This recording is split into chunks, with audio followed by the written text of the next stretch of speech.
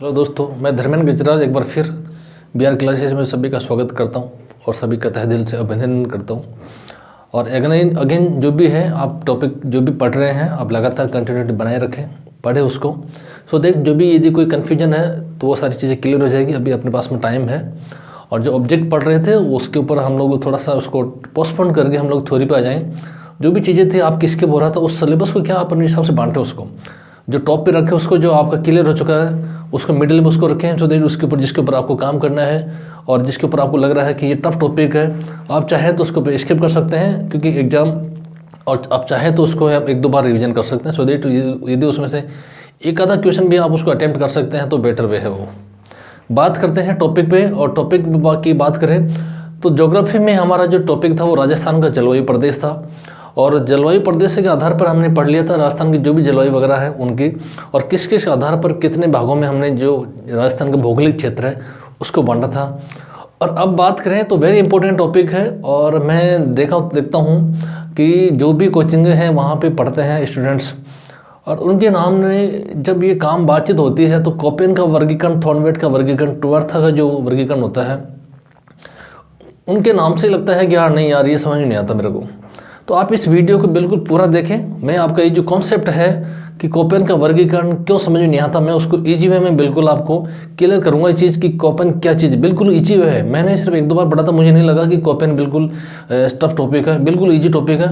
आप इस वीडियो को पूरा अंत तक देखें, समझें कि है क्या चीज़ कोपेन। बिल्कुल ईजी क्वेश्चन है उसमें जो बनते हैं, और लास्ट ईयर सन 2015 में जो सेकेंड ग्रेड का क्वेश्चन पूछा था उसमें पूछा था ये क्वेश्चन उसी से, कोपेन के वर्गीकरण से। और जलवायु में देखें तो कोपेन का जो वर्गीकरण है वेरी इंपॉर्टेंट टॉपिक है। यहाँ से बिल्कुल हम लोग ट्रिक के आधार पर इस चीज़ को आज क्लियर करेंगे कि कोपेन का वर्गीकरण है क्या चीज़ और एक्चुअल में उसमें क्या कन्फ्यूजन है, इसको भी हम लोग क्लियर करेंगे। बात करें कोपेन का वर्गीकरण तो समझ लो दोस्तों, कोपेन का जो वर्गीकरण है उस कोपेन ने क्या किया था, राजस्थान की जो जलवायु है उस जलवायु को अपने अनुभव के आधार पर विभिन्न चरणों में या विभिन्न भागों में उसने क्या किया था, इसको बांट दिया था। बात करें कोपेन की तो कोपेन महोदय क्या कर देते हैं, सबसे पहले इसके बारे में सन 1900 में अपने सिद्धांत दिया देते हैं। ये 1900 ईस्वी में जलवायु के बारे में सिद्धांत देते हैं और बताते हैं कि जलवायु को अध्ययन करने के लिए किन किन बातों की जरूरत होती है। यहाँ पर वनस्पति है, वर्षा है, तापमान है। इसके आधार पर देखें तो इस सिद्धांत में भी इन्होंने क्या किया था, दो बार इसका क्या कर देते हैं हम लोग, या कोपेन महोदय क्या कर देते हैं, इसका जो है इसमें संशोधन करते हैं। पहला जो संशोधन किया जाता है, प्रथम संशोधन 1918 में, और इस 18 में संशोधन करके ये बोलते हैं कि जब जलवायु का हम लोग अध्ययन करेंगे तो उसमें वनस्पति को जो है मुख्य आधार बनाएंगे। यहाँ पर वनस्पति को मुख्य आधार बनाया जाता है, लेकिन इसका जो दूसरा संशोधन किया जाता है दोस्तों 1953 में किया जाता है, 1953 में किया जाता है। और ये जो संशोधन करता है इन्हीं के एक दोस्त हैं जिसके बोल देते हैं हम लोग गिगरपाल महोदय, या कई किताबों में हम लोग ये भी बोल देते हैं इनके जो गिगरपाल थे इनके शिष्य थे। ये भी हमें पढ़ने का मिलता है, लेकिन हमें क्या है, हमें तो यहाँ याद होना चाहिए कि जो दूसरा संशोधन किया जाता है वो संशोधन जो होता है वो गिगरपाल के नाम के जो मनोवैज्ञानिक होते हैं, वो वैज्ञानिक होते हैं, उनके सहयोग से संपन्न होता है। यहाँ तक की बातें हो गई क्लियर। कोपेन के वर्गीकरण में जो तीसरी इंपॉर्टेंट बात यह है कि इस कोपेन ने क्या किया था, जलवायु का वर्गीकरण करने के लिए अंग्रेजी के 5 बड़े जो शब्द होते हैं उन 5 अक्षरों को इसका आधार बनाया था। याद क्वेश्चन बने, याद रखें 1 बाय 1। कोपेन ने क्या किया था, जब राजस्थान के जलवायु का अध्ययन करते हैं तो उसने अंग्रेजी के 5 बड़े अक्षर, ये मैंने लिखा है, अंग्रेजी के 5 बड़े अक्षरों को सम्मिलित किया था। इसका मतलब ये हो गया कि जब जलवायु का वर्गीकरण करता है तो आधार कितने अक्षरों को बनाया जाता है, 5। यहाँ से क्वेश्चन पुट अप होगा कि कोपेन के वर्गीकरण के आधार पर बताइए कि जलवायु जब उसका अध्ययन किया जाता है तो कितने अक्षरों का आधार बनाया जाता है। तो याद रखिए 5 जो अक्षर होते हैं वो। अब इसमें 5 क्या होते हैं, देखें 3 जब अक्षर हैं, ये जो तीनों अक्षर हैं ये अक्षर काम आते हैं जब राजस्थान का हम लोग अध्ययन करते हैं। राजस्थान की जलवायु को जो अध्ययन करते हैं तब यहाँ काम आते हैं। लेकिन आपने देखा होगा डी और ई ये दोनों ही जो काम आते हैं, या तो भारत का जब अध्ययन करेंगे उसमें, या अध्ययन करेंगे हम लोग विश्व के क्षेत्र के आधार पर। कैसे? देखो, हम बात करें इंडिया के आधार पर और इंडिया में आधार पर देखें तो जो क्षेत्रफल होता है भारत का, अब यहाँ पर क्या है, और ये राजस्थान की बात करें, आपको दिख रहा होगा शायद, राजस्थान की बात करें दोस्तों, और राजस्थान में क्या होता है, इस क्षेत्रफल के देखें तो ABC, राजस्थान में जो जलवायु क्षेत्र बनेगा वो बनेगा AW। एक मिनट आप देख लें, इसको कॉन्सेप्ट कर लें, यहाँ तक शायद दिख नहीं रहा होगा आपको। मैं इसको पहले इंडिया वाला जो कॉन्सेप्ट है वो क्लियर करता हूँ कि डी और ई का प्रयोग होता क्या है इंडिया में। वैसे इंडिया का जो वर्गीकरण भी कोपेन करता है, और इंडिया के वर्गीकरण को कोपेन 8 भागों में बांटता है। यहाँ पे डी और ई का रोल इंडिया में कहाँ होता है, यहाँ देखो ई वाला जो पार्ट होता है दोस्तों, उत्तराखंड का देखें, उत्तरी जो भाग है उत्तराखंड प्लस हिमाचल प्लस शिमला जम्मू कश्मीर, ये जो भाग है यहाँ होता है कोपेन के वर्गीकरण के अनुसार ई वाला पार्ट, जिसे कोपेन ने नाम दिया था टुंडा। इसका मतलब हो गया जो टुंडा वनस्पति पाई जाती है, जो उत्तराखंड की जो ऊपर वाला पार्ट है भारत में, यहाँ पर पाई जाती है। और जो डी वाला जो पार्ट है, डी का जो प्रयोग करता है, ये प्रयोग करता है दोस्तों यहाँ पर, और उसको नाम दिया था उसने DFC। और DFC का जो क्षेत्र होता है, ये देखो यहाँ पर मैं बात करूँ तो अरुणाचल प्रदेश, मेघालय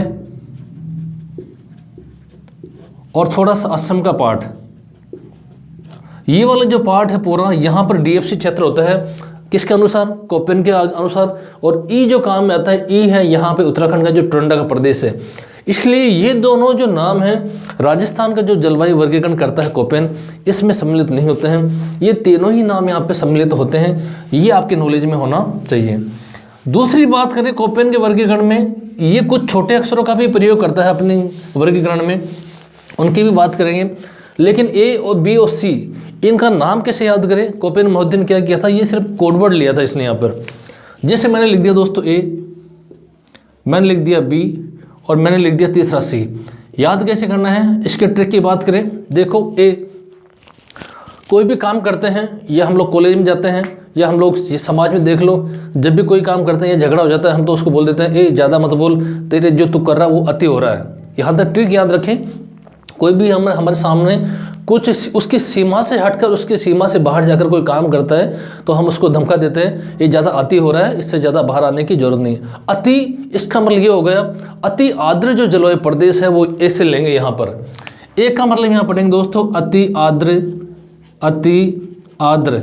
कोई भी बात करता है, लड़ाई झगड़ा करता है, तो हम उसको धमका देते हैं, ज़्यादा अति हो रहा है, इससे बाहर मत आ, नहीं तो अच्छा नहीं होगा। याद रखिए, अति यहाँ से लेंगे।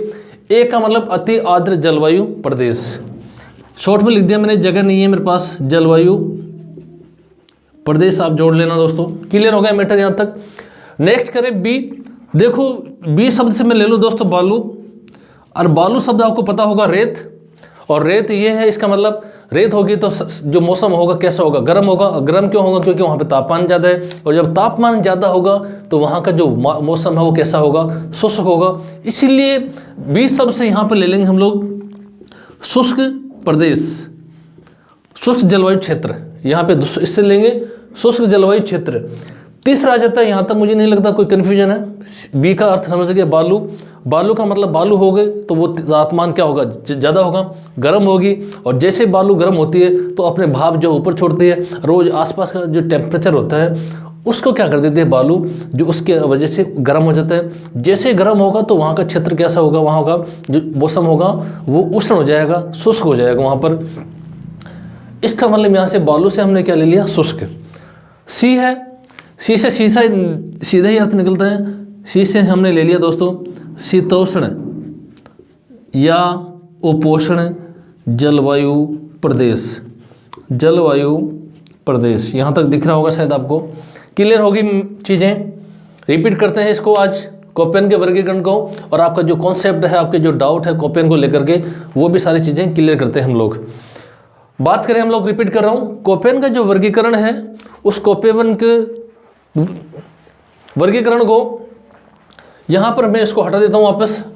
सबसे पहले कोपेन का जो वर्गीकरण है 1900 में ये कोपेन का जो वर्गीकरण लेके आते हैं कॉपी ये महोदय, और 1900 में क्या करता है, प्रथम संशोधन 1918 में किया जाता है और दूसरा संशोधन करते हैं 1953 में। और ये संशोधन क्या करते हैं, जो गीगरपाल महोदय होते हैं उसके सहयोग से ये वर्गीकरण किया जाता है। और इस वर्गीकरण को जो आधार बनाया जाता है वो अंग्रेजी के 5 अक्षर, याद रखें, अंग्रेजी के 5 बड़े अक्षर, अंग्रेजी के 5 बड़े अक्षरों को यहाँ पर सम्मिलित किया जाता है, ABCDE, जो कि भारत के संदर्भ में प्रयोग किया जाता है। यहाँ तक की बातें क्लियर हो गई थी, यहाँ तक की बातें क्लियर हो गई थी। अब यहाँ तक बातें देखें, यहाँ तक क्लियर। लेकिन डी और ई का जो प्रयोग होता है दोस्तों, वो प्रयोग होता है किसके संदर्भ में, भारत के संदर्भ में। डी का मतलब DFC, जो कि उत्तरांचल का जो पार्ट होता है, सॉरी वहाँ पे अपने पास में जो अरुणाचल प्रदेश है, असम है, मेघालय, मणिपुर है, ये वाला पार्ट होगा भारत का जो पूर्वी क्षेत्र होता है। ई का मतलब हमने बात किया था जो उत्तराखंड का जो उत्तर वाला जो भाग उत्तराखंड है, शिमला है, हिमाचल है, और जम्मू कश्मीर का जो दक्षिणी भाग है, इस क्षेत्र में क्या होता है, कोणधारी जो वन पाया जाता है, त्रोंडा जो क्षेत्र होता है, वहाँ पर ई शब्द का प्रयोग लिया था किसने, कोपेन ने। मुझे नहीं लगता यहाँ तक कोई कन्फ्यूजन है, ये बातें क्लियर हो गई थी। ABC, ए का आपने निकाल लिया अर्थ है अति आर्द्र जलवायु प्रदेश, बी से बालू, शुष्क होगी तो वहाँ पर क्षेत्र कैसे गर्म हो जाता है, तापमान ज़्यादा होगा तो वहाँ की जलवायु कैसी होगी, शुष्क होगी। तो शुष्क जलवायु प्रदेश का हमने कोड लिया था, उसने बी। सी से ले लिया यहाँ पर शीतोष्ण जलवायु प्रदेश, और यहाँ से इसने जो निकाल लिया वो शीतोष्ण जलवायु प्रदेश। यहाँ तक की बात है क्लियर। और तीसरी जो बात है दोस्तों यहाँ पर इस कि कोपेन ने क्या किया था, ये जो वर्गीकरण किया था, इसका जो आधार जो माना था, वो आधार क्या था, इसका क्यों किया था, कैसे किया था, इसकी बात करें। देखो इसका जो वर्गीकरण करता है वो अनुभव के आधार पर, अनुभव प्लस मात्रात्मक, उन्होंने जो वर्गीकरण किया था किस आधार पर, अपने अनुभव के आधार पर। और उस अनुभव में क्या किया था, वनस्पति, तापमान और वर्षा का जो अनुपात होता है उसकी मात्राओं के आधार पर किया था। अब देखिए इस अनुभव के आधार पर जो उसका आधार था, उस आधार में सबसे पहले जलवायु के लिए कौन से तत्वों को सबसे महत्वपूर्ण माना था। याद रखें कोपेन ने क्या किया था, राजस्थान के जलवायु के संदर्भ में सबसे प्रमुख जो माना था उसको माना था वनस्पति को। हर टीचर अपने अपने हिसाब से पढ़ाता है, लेकिन यदि कोई ऑथेंटिक किताबों में देखेंगे हम लोग तो ये कि निष्कर्ष निकलता है कि कोपेन ने क्या किया था, जो प्रथम अपना जो ध्येय माना था, जो आधार माना था राजस्थान की जलवायु को सर्च कर पढ़ने के लिए, उसका भौगोलिक जो है जो जलवायु का विभाजन करने के लिए वो माना था वनस्पति। और दूसरा वनस्पति के आधार पर वो बोलते हैं कि वनस्पति के आधार पर उस किसी भी भौगोलिक क्षेत्र का वर्षा व तापमान का पता लगाया जा सकता है। यहाँ पर इसलिए प्रथम उन्होंने ऑप्शन मान दिए किसको, वनस्पति को, और दूसरा मान लेते हैं वो तापमान, और तीसरा जो माना था उन्होंने वर्षा। प्रथम आधार आपसे पूछे कि कोपेन के वर्गीकरण का मुख्य आधार क्या था, याद रखें वनस्पति था। लेकिन उन्होंने ये भी कहा था कि वनस्पति के द्वारा उस भौगोलिक क्षेत्र की या वर्षा और प्लस तापमान का अध्ययन किया जाता है। इसके मतलब ये हो गया, प्रथम नंबर माने तो वनस्पति, दूसरा माने तो तापमान, और तीसरा माने तो वर्षा। ये जलवायु के वर्गीकरण का इसका मुख्य आधार था। यहाँ तक की बातें क्लियर होगी, मुझे नहीं लगता आपको यहाँ पर कोई दिक्कत है। अब बात करते हैं इन अंग्रेजी अक्षरों के अलावा भी कोपेन ने क्या किया था, अंग्रेजी के कुछ छोटे अक्षरों का भी प्रयोग किया था। जिसे मान लेते हैं W है, H है, S, जो कि राजस्थान के संदर्भ में काम में आते हैं। और कोपेन का वर्गीकरण वेरी इंपॉर्टेंट है, इसमें कुछ ऐसा भी नहीं है आपको याद नहीं होगा। देखो कोपेन का वर्गीकरण है बिल्कुल सिंपल है, लेकिन उसको आप ऐसा मत सोचो कि यार कोपेन का वर्गीकरण याद नहीं होगा। एक सेकंड में सारी चीज़ें जो है मैं सारे रिपीट करता हूँ दोस्तों।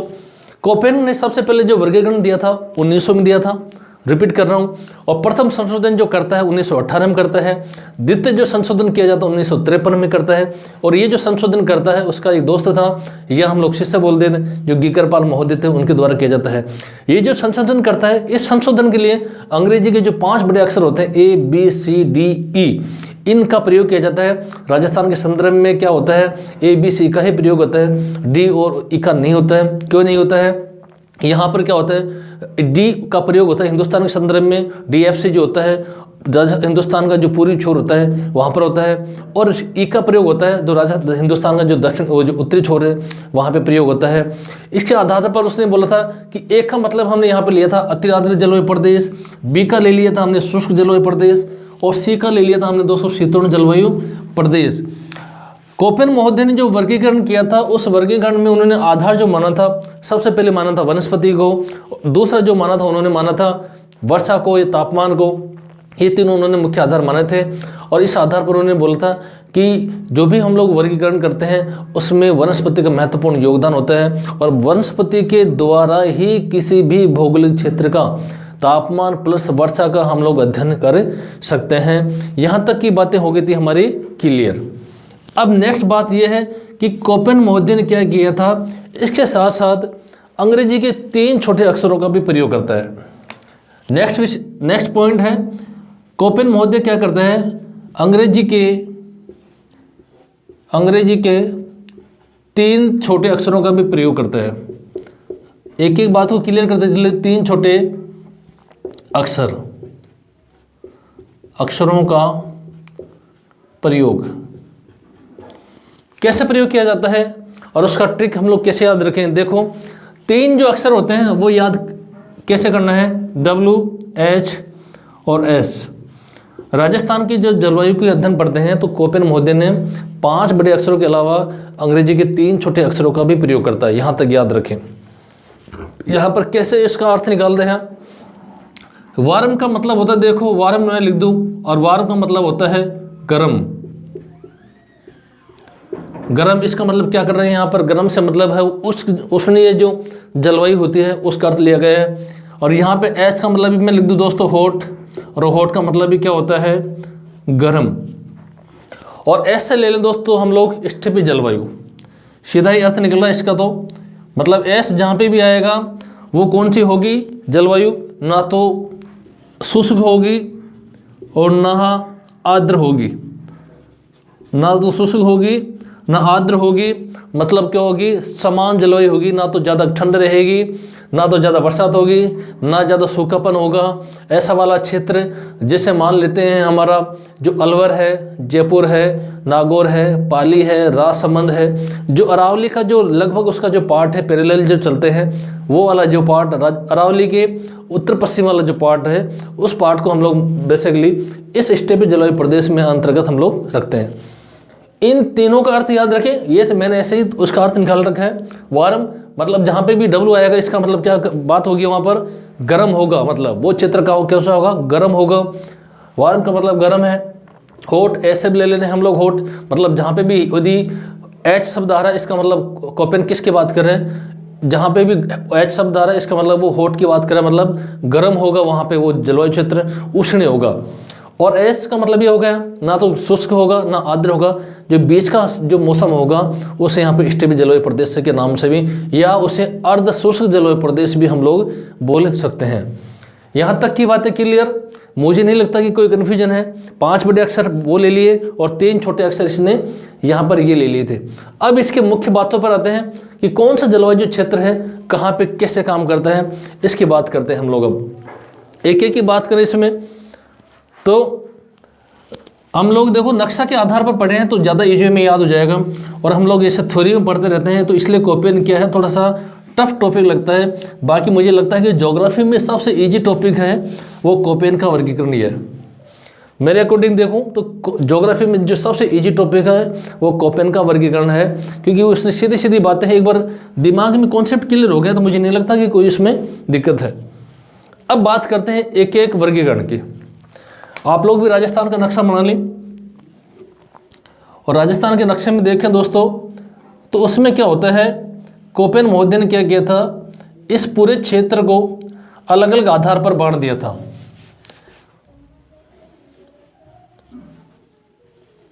ये राजस्थान का क्षेत्र है, राजस्थान का मैप। अब जो कोपेन महोदय थे, इस कोपेन महोदय ने क्या किया था, राजस्थान के जितने भी जलवायु प्रदेश हैं उनको अपने अपने हिसाब से बांट दिया था। देखिए पहले की बात करें पहला जो पढ़ा था सन 2015 में सेकंड ग्रेड में पूछा था पहला क्वेश्चन।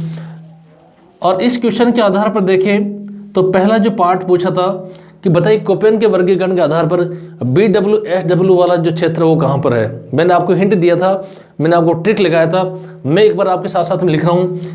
BWSW इसका मतलब ये हो गया, BB यहाँ पर बालू, मैंने अभी थोड़ी देर पहले आपको बताया था बालू, बालू मतलब होगी तो गर्म होगी।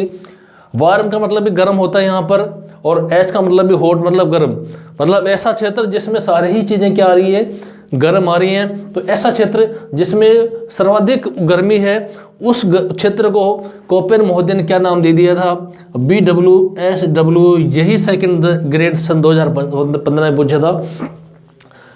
अब नेक्स्ट बात करें, इस क्षेत्र के अलावा देखें हमारा दूसरा जो क्षेत्र है, मैंने आपको बताया था अभी स्टेपी जलवायु प्रदेश। तो यहाँ पर शब्द देखो BWSW, यहाँ पे सॉरी BSHW। ये वाला जो क्षेत्र है बालू है, लेकिन इतनी नहीं है। एस यहाँ पर इसका क्यों है कि एस यहाँ पर आ रहा है, इसका मतलब कौन सी है, अर्ध शुष्क जलवायु प्रदेश है यहाँ पर। तो इसको जो नाम दे दिया था उसने अर्ध शुष्क जलवायु प्रदेश, अर्ध शुष्क जलवायु प्रदेश, और इसको नाम दे दिया था उसने शुष्क जलवायु प्रदेश। अब एक एक की बात करें, यहाँ पर पहली बात करें हम लोग एक एक की विशेषताओं की बात करते हैं। नंबर 1 की बात करते हैं, पहले एक एक की चीज़ क्लियर करते हैं सो दैट आपको कन्फ्यूजन नहीं हो। BWSW की बात करते हैं। अब हमें पता है, सबसे पहले बात करें तो इस क्षेत्र में जिले कौन से हैं। जिले देखें दोस्तों, यहाँ से पुटअप होगा तो जैसलमेर, इस क्षेत्र में जैसलमेर है। जैसलमेर के पास में ही देखो बीकानेर है, और बीकानेर के पास में देखें गंगानगर है। मुख्य जिलों की बात करूं यहाँ पर गंगानगर, और चौथा जो जिला है वो जिला है हनुमानगढ़। ये इस क्षेत्र में आते हैं। और इस क्षेत्र का बात करें तो इसमें से क्वेश्चन ये बनेगा कि BWSW के आधार पर इस क्षेत्र का मुख्य जिला कौन सा है। तो याद रखें कोपेन महोदय ने क्या किया था, इस क्षेत्र में आधार पर जो वर्गीकरण था उस वर्गीकरण में क्या किया था उसने, बीकानेर को जो था सर्वप्रथम माना गया था। नेक्स्ट बात करें इसी में, तो इस क्षेत्र में क्वेश्चन दूसरा ये बनेगा कि जो इस क्षेत्र में वर्षा होगी वो कैसी होगी। वर्षा की बात करें दोस्तों, आपको पता है ये जो इस क्षेत्र में जो वर्षा होती है 0 से लेकर के 20 सेंटीमीटर वर्षा होती है। इस क्षेत्र में जो वर्षा होगी 0 से लेकर के 20 सेंटीमीटर में वर्षा होगी। तीसरा जो क्वेश्चन ये बनेगा, हो सकता है आपको तापमान पूछ ले, लेकिन तापमान किसी भी एग्जाम में पूछना नहीं है। आपको पता है जब इस तरह की स्थिति होगी तो तापमान आपको पता है। औसत के तापमान की बात करें तो 65 डिग्री सेंटीग्रेड होगा। 35 सेंटीग्रेड डिग्री जो होगा, 35 सेंटीग्रेड डिग्री होगा यहाँ पर जो टेम्परेचर है। जिले यहाँ से क्वेश्चन पुटअप करता है जैसलमेर, बीकानेर, गंगानगर, हनुमानगढ़। वर्षा होगी यहाँ पर 0 से लेकर के 20 सेंटीमीटर तक। तापमान होगा वो 35 सेंटीग्रेड जो ग्रेड होता है यहाँ पर। ये इस क्षेत्र की मुख्य विशेषता है जो कि कोपेन महोदय ने इसको डिवाइडेशन किया था। नेक्स्ट बात करें इसमें, तो इस कोपेन के वर्गीकरण के आधार पर देखें तो इस महोदय ने क्या किया था, ये जो क्षेत्र है इस क्षेत्र को जैसे ही हम लोग थोड़ा सा राजस्थान के दक्षिणी पूर्व की छोर की तरफ जाएंगे तो इसमें थोड़ा सा बदलाव कर देता है और इसको BSHW नाम दे दिया उसने। दूसरा जो नाम दिया जाता है वो दिया जाता है BSHW। दूसरा वर्गीकरण BSHW। ये हमें आपको कॉन्सेप्ट क्लियर हो गया होगा। बी का मतलब हमने बोला है कि जो बालू, लेकिन एस ही आगे यहाँ पर, इसका मतलब ये है अर्ध शुष्क जलवायु प्रदेश होगा ये। तो इसका जो नाम दिया था कोपेन महोदय ने वो दिया था अर्ध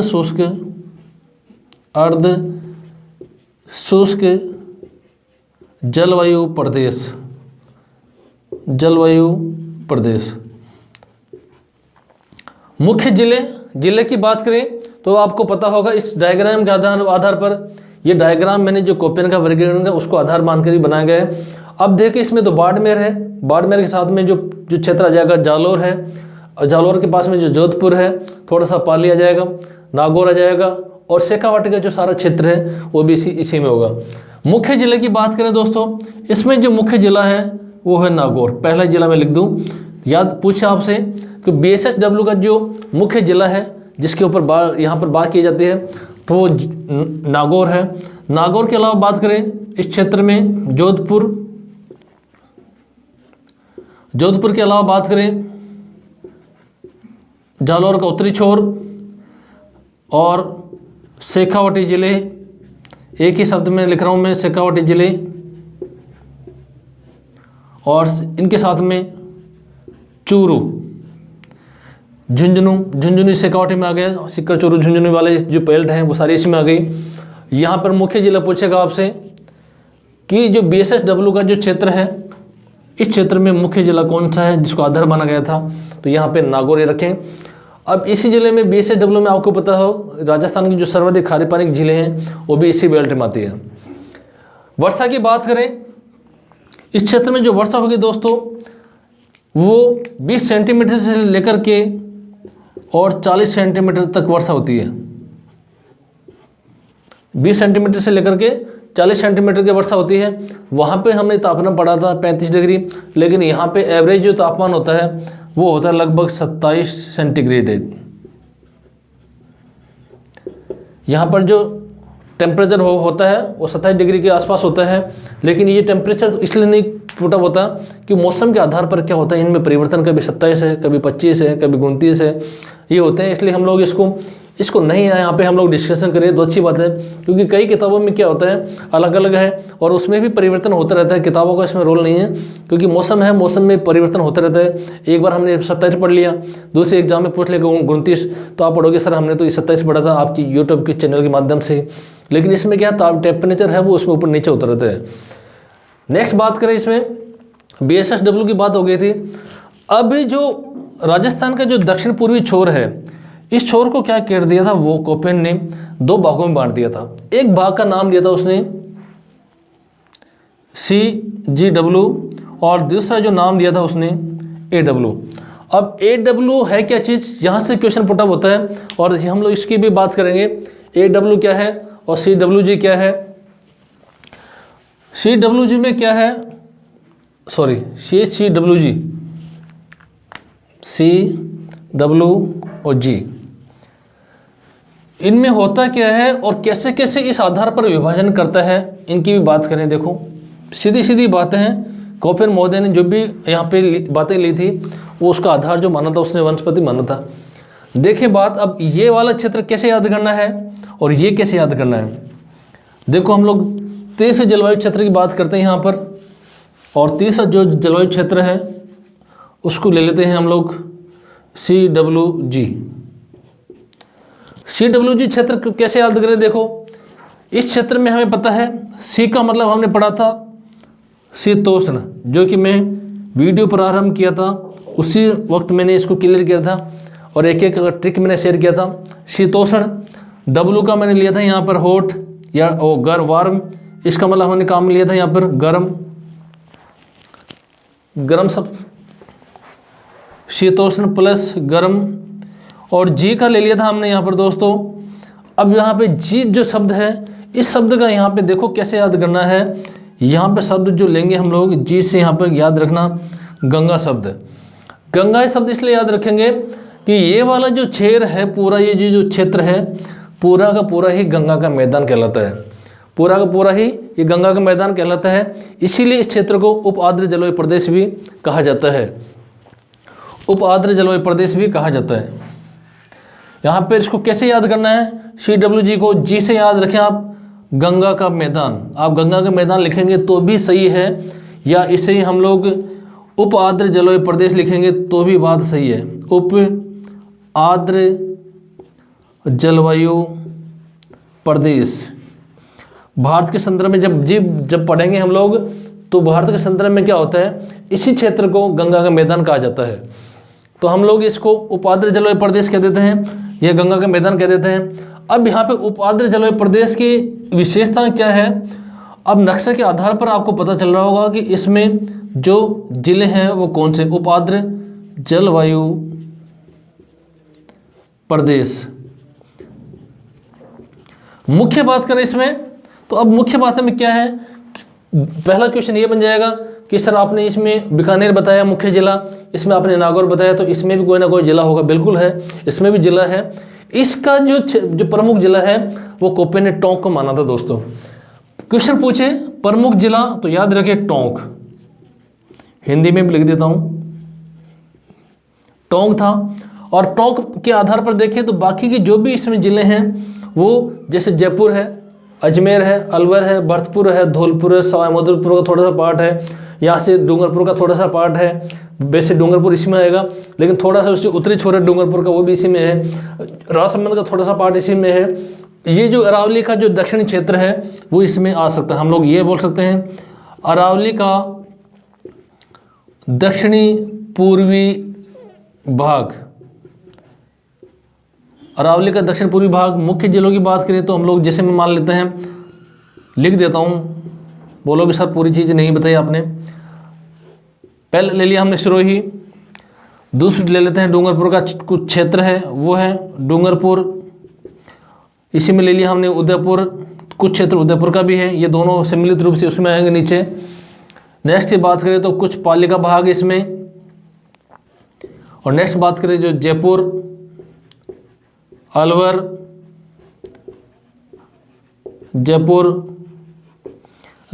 अलवर है, भरतपुर है, धौलपुर है, सवाई माधोपुर है, टोंक है, जिसकी हम लोग चर्चा कर चुके हैं। ये जिले इसी में रूप में सम्मिलित होते हैं। वर्षा की बात करें तो अब शब्द आ रहा है अपने पास में उपाद्र जलवायु प्रदेश। उपाद्र जलवायु प्रदेश का मतलब दोस्तों यहाँ पर ऐसी वर्षा होती है कि ना तो ज़्यादा होती है और ना ही कम होती है, एवरेज वर्षा होती है, जिससे कि इस क्षेत्र में जो फसल वगैरह होती है वो ज़्यादा होती है। आपने देखा होगा जो पूर्वी राजस्थान है उसमें गंगा का मैदान होता है, और इसीलिए जो गेहूं की फसल है, जो की फसल है, मूंगफली वगैरह है, वो इस बेल्ट में सर्वाधिक होती है। रीजन यही है, क्योंकि यहाँ पर जो जलवायु पाई जाती है वो उपाद्र जलवायु पाई जाती है, और जो अपने पास में खेती वगैरह होती है उसके अनुकूल मौसम होता है यहाँ पर। इसलिए वर्षा की बात करें इस क्षेत्र में, देखो वर्षा जो होती है दोस्तों 50 से लेकर के 80 सेंटीमीटर तक, 50 से लेकर के 80 सेंटीमीटर वर्षा होती है इस क्षेत्र में। और जिले हम लोग डिस्कशन कर चुके हैं, तापमान की हम लोग बात नहीं करेंगे यहाँ पर, क्योंकि वो चेंजर होता रहता है। ये इस क्षेत्र की बात थी। और नेक्स्ट बात करें इस क्षेत्र में, कोपेन ने आखिरी जो जलवायु प्रदेश माना था वो माना था AW। ये थोड़ा कन्फ्यूजन है इसमें, थोड़ा साफ कर देते हैं थोड़ा, सो दैट आपको सारी चीज़ें हैं क्लियर हो जाए। कोपेन की वर्गीकरण की सारी बातें क्लियर हो गई होगी, मुझे नहीं लगता यहाँ पर आपको कुछ कन्फ्यूजन है। CWG और इसको हमने माना था AW। और अब बात करते हैं आखिरी, कोपेन महोदय ने राजस्थान की जलवायु को 4 प्रमुख भागों में विभाजित किया था, और अपने कोडवर्ड के आधार पर, शब्दों के आधार पर उसने इस भाग को बांटा था। हिंदुस्तान की बात करें तो 8 में बांटा था उसने। हिंदुस्तान की बात करें तो हम लोग पढ़ाते, लेकिन आपके टॉपिक नहीं है, लेकिन जब टॉपिक होगा तो हिंदुस्तान की बात करेंगे, बहुत ही ईजी टॉपिक है ये। आखिरी और चौथा बात करें तो AW जलवायु प्रदेश। प्रमुख जिला आएगा, बात कर रहे हैं तो सब में बात किया हमने। यहाँ पर हमने बीकानेर माना, यहाँ पर नागौर माना, यहाँ पर टोंक माना, तो यहाँ पर भी आप आएगा। तो यहाँ पर बात करें, यहाँ पर प्रमुख जिले की बात करें तो प्रमुख जिले दोस्तों देखो, AW में जो प्रमुख जिला माना था वो माना था कोपेन महोदय ने डूंगरपुर। याद रखें जो AW वाला जो क्षेत्र है, इस क्षेत्र के अंदर जो जिला माना था प्रमुख वो माना था कोपेन महोदय ने डूंगरपुर को, और इस जिले के आधार पर ही बाकी की सारी जो विशेषताएं थी उसने बताई थी। विशेषताएं क्या है? सबसे पहले तो यही है कि वर्षा जो क्वेश्चन पुटअप होता है ये वर्षा के आधार पर होता है कि जो वर्षा होती है वो होती है 80 प्लस मतलब हो गया 80 से लेकर के ऊपर जो भी 120 150 सेंटीमीटर तक जो वर्षा होती है, ये वाला सारा भाग है। दूसरी बात करें इसमें जो सर्वाधिक वर्षा होती है, सर्वाधिक वर्षा भी इसी क्षेत्र में होती है, इसी क्षेत्र में होती है। दूसरी बात करें ये वाला जो क्षेत्र है सारा, याद रखें ये वाला जो क्षेत्र है वो राजस्थान के मालवा का पठार का भी क्षेत्र है, मालवा के पठार का क्षेत्र है। इसका मतलब ये हो गया कि राजस्थान के AW में क्या है, पथरीला क्षेत्र ज़्यादा पाया जाता है। ये वाला जो क्षेत्र अपने पास में कोटा है, बारा है, ये झालावाड़ है, ये वाला जो क्षेत्र है इस क्षेत्र में क्या है, सर्वाधिक पथरीला क्षेत्र पाया जाता है। यहाँ पर ये बातें क्लियर हो गई थी। अब डूंगरपुर के अलावा आपसे पूछे कि सर डूंगरपुर के अलावा और कौन कौन से जिले हैं, तो याद रखो मैं यहाँ पर शेयर कर देता हूँ। यहाँ पर उदयपुर है, यदि आपसे ग्रुप में पूछे उदयपुर है, बांसवाड़ा है, झालावाड़ है, कोटा है, बारा है। ये वाला जो क्षेत्र है, ये वाले जो जिले हैं सारे इसी में ही पाए जाते हैं। AW की बात हमने किया था कि आपको समझ में आया होगा। AW का मतलब होता है अति आर्द्र जलवायु प्रदेश। जब हमने उप आर्द्र जलवायु पढ़ लिया तो अब इसका क्या मतलब आ जाएगा, अति आर्द्र जलवायु प्रदेश। लिखने की जरूरत है क्या, समझ गए होंगे। एक का मतलब मैं पहले ही बता चुका था, अति आर्द्र गर्म जलवायु प्रदेश। अब आप सोचोगे कि सर इसमें गर्म क्यों जोड़ दिया, इसलिए जब बरसात होती है तो बरसात बहुत ज़्यादा होती है, लेकिन वर्षा नहीं होती है तो गर्मी के दिन में समय में क्या गर्मी भी बहुत तेज ही पड़ती है यहाँ पर।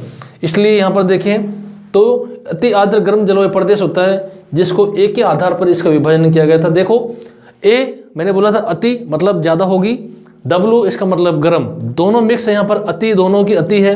बरसात होगी तो भी अति होती है। हमने देखा है कि राजस्थान का जो दक्षिण छोर है, माउंट आबू, सिरोही है, झालावाड़ है, बांसवाड़ा है, कोटा है, इस क्षेत्र में वर्षा सर्वाधिक होती है राजस्थान की। लेकिन जब गर्मी पड़ती है तो मैंने आपको बताया था ये वाले जो पथरीला क्षेत्र है और इस क्षेत्र में जब गर्मी होती है, आपको पता है जब सूर्य की सीधी किरणें होंगी कर्क रेखा के ऊपर तो ये वाला जो पथरीला जो क्षेत्र है वो गर्म हो जाता है, और जैसे गर्म होगा तो वो देर तक ठंडा होता है। और ये जो वाला क्षेत्र है, अब इस बात में ये भी पढ़ा होगा आपने कि जो क्षेत्र होता है, चाहे भौगोलिक क्षेत्र, चाहे धरती का पार्ट हो, चाहे पानी, दोनों में फर्क होता है। पानी क्या होता है जल्दी लेट से तो क्या होता है ठंडा होता है, लेट ही क्या होता है गर्म होता है धीरे धीरे। और ये वाला पथरीला एरिया है तो क्या होता है जल्दी गर्म हो जाता है, और जो मौसम होगा वो उष्ण हो जाता है, और जैसे उष्ण होगा तो गर्मी ज़्यादा पड़ेगी, इसलिए गर्मी भी ज़्यादा पड़ती है और यहाँ पर जो बरसात भी ज़्यादा होती है, इसलिए इसे अति उष्ण गर्म जलवायु भी बोल देते हैं हम लोग। ये बातें थी कोपेन के वर्गीकरण, बिल्कुल सीधी सीधी बातें थी। मुझे कहीं पे ये नहीं लगता कि कोपेन के वर्गीकरण में कोई इश्यू है। सारी बातें हो गई, कोपेन की मुख्य बातें सारी चीज़, इसी के साथ में टॉपिक भी कोपेन का जो वर्गीकरण है खत्म हो गया दोस्तों। एक सेकंड में जो है इनका इसको मैं रिपीट कर देता हूँ चारों ही बातों को वापस। कोपेन ने क्या किया था, जितने भी राजस्थान का जो क्षेत्र है उसको मुख्य तौर पर 2 बार संशोधन हो, 1918 में, 1953 में। उसको आधार माना था वनस्पति का। 2 यदि गुरु में पूछ ले दोस्तों तो वनस्पति, तापमान प्लस वर्षा, इनका भी कर लेना। दूसरा जो संशोधन करता है गिगरपाल महोदय के सहयोग से करता है, और जो उसने अनुभव क्यों किया था, अनुभव के आधार पर और मात्रा तक के आधार पर। वनस्पति के आधार पर देखें तो उसने अनुभव महसूस किया कि हाँ वनस्पति महत्वपूर्ण योगदान होता है वनस्पति का, तो वनस्पति, वर्षा, तापमान, इनको महत्वपूर्ण माना। और राजस्थान की जलवायु को 4 प्रमुख जो भागों में था उसने बांट दिया था। पहले की बात करें BW SW, दूसरे की बात करें तो BSSW, तीसरे की बात करें तो CWG, और चौथा जो दक्षिण में हमने अभी पढ़ा है AW। BW SW का मतलब ये हो गया वहाँ पे जो मौसम होगा, कल्चर होगा मौसम का, बहुत ही गर्म होगा, बी का मतलब बालू मैंने बताया था आपको। एच का मतलब हॉट भी बता दिया था, गर्म रहेगा। वार्म का मतलब भी मैंने आपको बताया था, मतलब जो ऐसा क्षेत्र जहाँ पर सर्वाधिक गर्मी पड़ती हो। और हमें पता है सर्वाधिक गर्मी जो पड़ती है राजस्थान में किस क्षेत्र में पड़ती है, पश्चिमी राजस्थान में। पश्चिमी राजस्थान में सीधा सा अर्थ निकालें तो जैसलमेर है, बीकानेर है, गंगानगर है, हनुमानगढ़ है, ये वाला जो बेल्ट है। वर्षा कितनी होती है 0 से लेकर के 20 सेंटीमीटर का, कोई कन्फ्यूज नहीं है। यदि वनस्पति पूछे तो कंटीली झाड़ियाँ पाई जाती है, इसमें क्या है, कोई इशू नहीं है। दूसरी बात करें तो दूसरा वर्गीकरण हमने पढ़ा था BSHW, ऐसा क्षेत्र जहाँ पे स्टेपी जलवायु प्रदेश पाई जाती है। स्टेपी प्रकार की, ना तो शुष्क होगी ना आर्द्र होगी, जो सम जलवायु है, जैसे एग्जाम्पल नीम है, शीशम है, ये वाली जो वनस्पति है ये सर्वाधिक क्षेत्र में पाई जाती है। वर्षा की बात करें तो हमें पढ़ा था कि 20 से लेकर 40 सेंटीमीटर की जो वर्षा होती है इस क्षेत्र में होती है। नेक्स्ट हमने पढ़ा था CWG, मतलब हमने पढ़ा था शीतोष्ण जो जलवायु प्रदेश है, लेकिन वो साथ साथ में गंगा का मैदान भी है, इसलिए जो सर्वाधिक खेतीबाड़ी वगैरह होती है, जैसे रबी की फसल है, इसमें हम लोग गेहूं वगैरह, चावल वगैरह, ये जो बेल्ट होती है इसी में सर्वाधिक चावल और गेहूं की उत्पत्ति होती है। और अंत में हम जो पढ़ा था वो पढ़ा था दोस्तों AW, और AW हमने पढ़ा था अति आर्द्र गर्म जलवायु प्रदेश, जो कि राजस्थान का दक्षिणी छोर होता है, जिसमें मुख्य जो जिला होता है वो होता है डूंगरपुर, और बाकी के जिले हम लोग पढ़ चुके थे। पहले बीकानेर हमने पढ़ा था, उसके बाद में हमने नागौर लिया, और फिर टोंक लिया, फिर डूंगरपुर, जो कि राजस्थान का AW का मुख्य जिला माना गया था कोपेन के वर्गीकरण के आधार पर। और इसने बोला था 80 सेंटीमीटर से जो भी ऊपर वर्षा होती है AW क्षेत्र में होता है, और राजस्थान का जो जलवायु जो मानसून का प्रवेश द्वार होता है वो भी इसी क्षेत्र में है। जिलों की बात करें, मेरी सीधी सी बातें हैं, डूंगरपुर है, झालावाड़ है, बांसवाड़ा है, चित्तौड़ का थोड़ा सा पार्ट है, कोटा है, बारां है, ये वाले जो जिले हैं यही इस क्षेत्र में आते हैं। एक और बात आपको इसके साथ में बता देता हूँ कि राजस्थान की जो सर्वाधिक जो नित्यवाही नदियाँ बहती हैं वो भी इसी क्षेत्र में बहती है सर्वाधिक। माही है, चंबल है, ये अपने पास बनास है। नदियों की जब बात करेंगे तो उनको भी ट्रिक के आधार पर सब चीज़ों को क्लोज करेंगे। कोपेन महोदय का जो वर्गीकरण था वो कंप्लीट मेरी तरफ से, और मेरी तरफ से बेस्ट जो चीज़ें हैं क्लियर किया है, ट्रिक के आधार पर उनको समझाने की कोशिश की है। यहीं से क्वेश्चन पुटअप होता है, आपको इनको रट लेना। BWSW पश्चिम में है, BSHW मध्य में आता है, CWG का मतलब आप ये निकाल लेना, गंगा का मैदान है, G4 गंगा का मैदान, AW जो राजस्थान का जो दक्षिण छोर होता है ये वाला। आज के लिए इतना ही, बाकी नेक्स्ट वीडियो में पढ़ेंगे हम लोग थॉर्नबेट को और टिवारथा का एक लाइन में ही है। टिवारथा ने कुछ नहीं किया था, सिर्फ नकल की और कुछ नहीं किया और नकल करके चला गया। बाकी उसने कॉपी पेस्ट करके चिपका दिया था, वो हमारे काम का भी नहीं है, पूछता भी नहीं है, लेकिन फिर भी हम लोग उसको आपको शेयर करेंगे। जितने भी दोस्त हैं तैयारी कर रहे हैं उनके सबके साथ में आप शेयर करें, बताया करो उनको, क्योंकि सब्सक्राइबर का कोई पैसा नहीं है। सब्सक्राइब करें सो दैट आपको कम्युनिकेशन इमीडिएट मिलता रहे जैसे हम लोग वीडियो अपलोड करें। आज के लिए इतना ही। जय हिंद, जय भारत।